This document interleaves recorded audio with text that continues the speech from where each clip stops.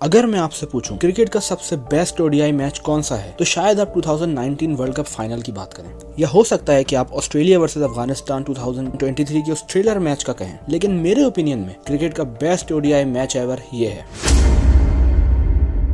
साल 2006 cricket world में एक बायलैटरल सीरीज खेली गई। देखा जाए तो ये एक नॉर्मल सी बायलैटरल सीरीज थी जिसमें 1 T20, 5 ओडीआई और 3 टेस्ट होने थे ऑस्ट्रेलिया और साउथ अफ्रीका के दरमियान। जहां पे पर्टिकुलरली ओडीआई सीरीज की बात करें तो यहाँ 2 मैच साउथ अफ्रीका जीत चुकी थी एंड 2 मैच ऑस्ट्रेलिया। लेकिन इसके लास्ट मैच में वो हुआ जो किसी ने सोचा भी नहीं था। टॉस हुआ और ऑस्ट्रेलियन कैप्टन रिकी पॉन्टिंग ने पिच देखते हुए पहले बैटिंग का फैसला किया। देखा जाए तो दोनों ही टीम्स काफी तगड़ी थी। ऑस्ट्रेलिया में Adam Gilchrist, Simon Katich, Ricky Ponting, Damien Martyn, Andrew Symonds, Michael Clarke, Michael Hussey, Brett Lee, Nathan Bracken, Stuart Clark, Mick Lewis और ब्रैड हॉक जैसे प्लेयर्स थे। और अगर साउथ अफ्रीका की बात करें तो उनके पास भी Graeme Smith, Boeta Dippenaar, Herschelle Gibbs, AB de Villiers, Jacques Kallis, Justin Kemp, Mark Boucher, Andrew Hall, van der Wath, Telemachus, Makhaya Ntini, Keegan Petersen जैसे प्लेयर्स थे। Australian openers Adam Gilchrist and Simon Katich ने शुरुआती overs में ही South Africa को typical Aussie way में charge करना शुरू किया, जहां सिर्फ 10 ओवर्स में ही ऑस्ट्रेलिया ने डिसेंट 60 रन बना भी लिए। यानी देखा जाए तो 100 के स्ट्राइक रेट से उस जमाने में जब ओडीआई में 80 to 85 का स्ट्राइक रेट नॉर्मल माना जाता था,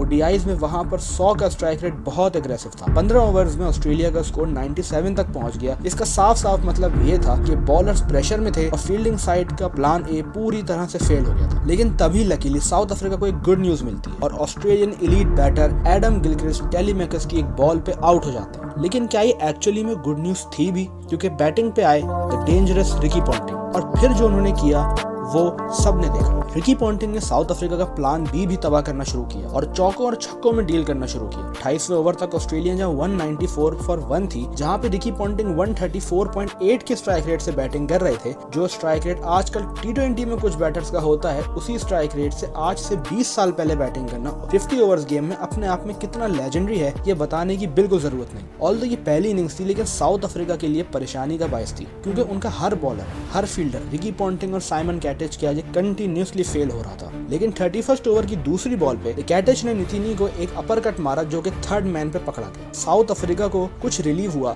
बट स्टिल साउथ अफ्रीका बहुत बुरी सिचुएशन में फंसी हुई थी। साइमन कैटेच के बाद जहां एंड्रयू साइमंड्स को बैटिंग करने आना था, वहीं कुछ अनयूजुअल हुआ और ड्रेसिंग रूम से चले आए माइकल।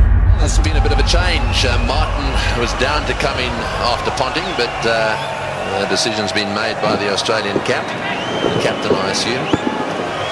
कमेंटेटर्स भी सोच में पड़ गए कि यहाँ ऑस्ट्रेलिया का क्या गेम प्लान होने वाला है। इधर पॉन्टिंग की स्कोरिंग स्पीड थी कि रुकने का नाम नहीं ले रही थी और देखते ही देखते सिमिलर ओवर में पॉन्टिंग 80 ऑफ 53 बॉल्स पे विद 150.9 के स्ट्राइक रेट पे खड़े थे। इधर अब ऑस्ट्रेलिया का गेम प्लान हसी को लेके भी समझ आ गया था कि पॉन्टिंग और ऑस्ट्रेलिया चाहते हैं कि राइटी लेफ्टी का कॉम्बिनेशन बना रहे और माइकल हसी ने साउथ अफ्रीका पे प्रेशर रिवर्ट करने के लिए क्विक बैटिंग शुरू की। इधर साउथ अफ्रीका पैनिक मोड में थी और लूज डिलीवरीज कंसिस्टेंटली करवाती जा रही थी, यहाँ तक कि रिकी पॉन्टिंग ने सिर्फ 70 बॉल्स में अपनी 20th ओडीआई सेंचुरी मुकम्मल।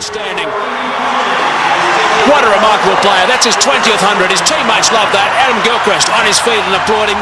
दूसरी तरफ माइकल हसी को लेकर जो ऑस्ट्रेलिया का प्लान था वो भी कामयाब हुआ। माइकल हसी ने भी क्विक 50 कर लिया और अब वो भी पॉन्टिंग के साथ मिलके साउथ अफ्रीका को ऑजीज कैसे डोमिनेट करते हैं ये अच्छी तरह बता रहे थे। साउथ अफ्रीका को अब अलग ही फिक्र शुरू हो गई, कहीं ऑस्ट्रेलिया कोई वर्ल्ड रिकॉर्ड ना बना दे। लेकिन पॉन्टिंग और हसी की बैटिंग कुछ यही कह रही थी कि आज साउथ अफ्रीका अपने होम ग्राउंड के सामने एम्बैरस होगी। जैसे तैसे हसी को तो आउट किया, लेकिन जो डिस्ट्रक्शन हसी करके गए थे उसको सही करना अब साउथ अफ्रीका के बस से बाहर था। और हसी के बाद जो इंसान आया वो भी साउथ अफ्रीका के लिए किसी नाइटमेयर से कम नहीं था। जी हाँ, hardest striker of the ball back in those days, Andrew Symonds. 374 runs पे 3 आउट थे, 3 विकेट्स थी और 4 ओवर्स बचे थे। मतलब असल हिटिंग तो अब शुरू होनी थी। पॉन्टिंग जो सेट थे ऑलरेडी 150 कर चुके थे और साथ में अब एंड्रयू साइमंड्स भी चार्ज कर रहे थे और उनके इसी एक रैंडम छक्के के साथ ओडीआई क्रिकेट में उस वक्त पहली बार कोई टीम 400 रन्स बना पाई। 40th ओवर में पॉन्टिंग आउट हुए 164 ऑफ 106 करके और होम क्राउड भी उनके लिए खड़े होकर तालियां बजाता रहा।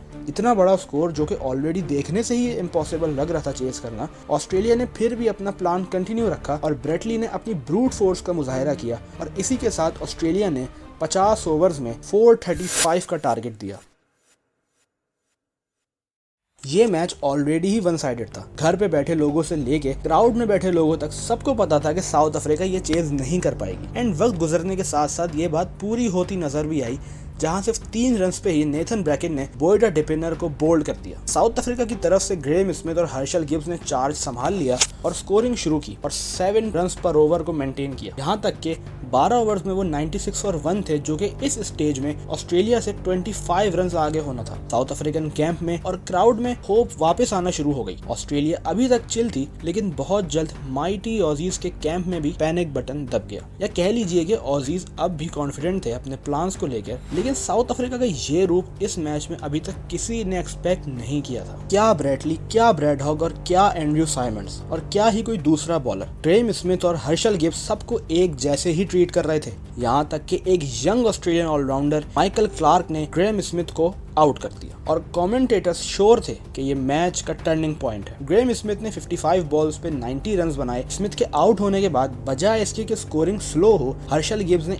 इसी तरह खेलना जारी रखा और एक क्रूशल मोड पे ODI century 16 ODI hundreds for Herschel Gibbs, but his job's not over yet. और आपको यहाँ एक मजे की बात बताऊं, इस मैच से एक रात पहले 1 बजे तक रात को हर्षल गिब्स अपने दोस्तों के साथ पार्टी कर रहे थे और वो इस मैच के दौरान एक्सट्रीमली ड्रंक थे। ये बात उन्होंने खुद एडमिट की और अपनी बायोग्राफी में लिखा है कि माइकल हसी और नेथन ब्रैकेन ने उनको ड्रिंक करते हुए देखा था। ऑजीज भले शो ना करें, लेकिन ऑजीज सीरियस प्रेशर और पैनिक मोड में थे। एक और ब्रेक थ्रू मिल सकता था, लेकिन नेथन ब्रैकेन ने हर्षल गिब्स का एक इजी कैच छोड़ दिया। अब 22 ओवर्स में 182 रन्स चाहिए थे। लोग अब काफी श्योर हो गए थे कि साउथ अफ्रीका इस मैच को जीत जाएगा और साउथ अफ्रीका खेल भी बड़ा ही जबरदस्त रहा था। साउथ अफ्रीका जीत के था भी बहुत करीब, लेकिन क्रिकेट हो और क्रिकेट में ट्विस्ट ना हो, ये जरा मुश्किल है। बात कुछ यूं है, जीत से 136 रन्स पहले हर्षल गिब्स कैच आउट हो गए, लेकिन साउथ अफ्रीका का प्लान सिंपल था, जिस मोमेंटम और स्पीड से चल रहे हो चलते रहो ताकि ऑस्ट्रेलिया को कमबैक का टाइम ही ना मिले। लेकिन सामने भी कोई गली मोहल्ले की टीम तो थी नहीं। ऑस्ट्रेलिया ने इस ब्रेक थ्रू का फायदा उठाया और जैक कैलिस और जस्टिन कैम्प को जल्दी जल्दी आउट कर दिया और उस पोजीशन पे दोबारा आ गया कि वो ये मैच और ये सीरीज जीत जाए। साउथ अफ्रीका 358 फॉर 6 हो चुकी थी और जीतने के लिए 77 रन चाहिए थे 41 बॉल्स पे। वैंडर वेथ ने 236 के स्ट्राइक रेट से बैटिंग करते हुए 11 बॉल्स पे 26 रन की एक क्विक नॉक खेली। तो कैप्टन पॉन्टिंग एक्स्ट्रा कवर पे खुद थे कि एक ब्रिलियंट कैच पकड़ के ऑस्ट्रेलिया की दोबारा इस गेम में वापसी करवा दी। ना ऑस्ट्रेलिया हार मानने को तैयार थी और ना ही साउथ अफ्रीका। हर नया बैट्समैन आते ही ऑस्ट्रेलिया को डोमिनेट करना चाहता था और कर भी रहा था। यहाँ तक के 13 बॉल्स में 13 रन बनाने थे। साउथ अफ्रीकन ड्रेसिंग रूम में सेलिब्रेशन ऑलरेडी शुरू हो गई, क्राउड में एनर्जी आ गई। अगर साउथ अफ्रीका वहां सिंगल डबल भी करता तो वो इजीली इस मैच को जीत जाता, लेकिन साउथ अफ्रीका ने वहां कर दी एक गलती।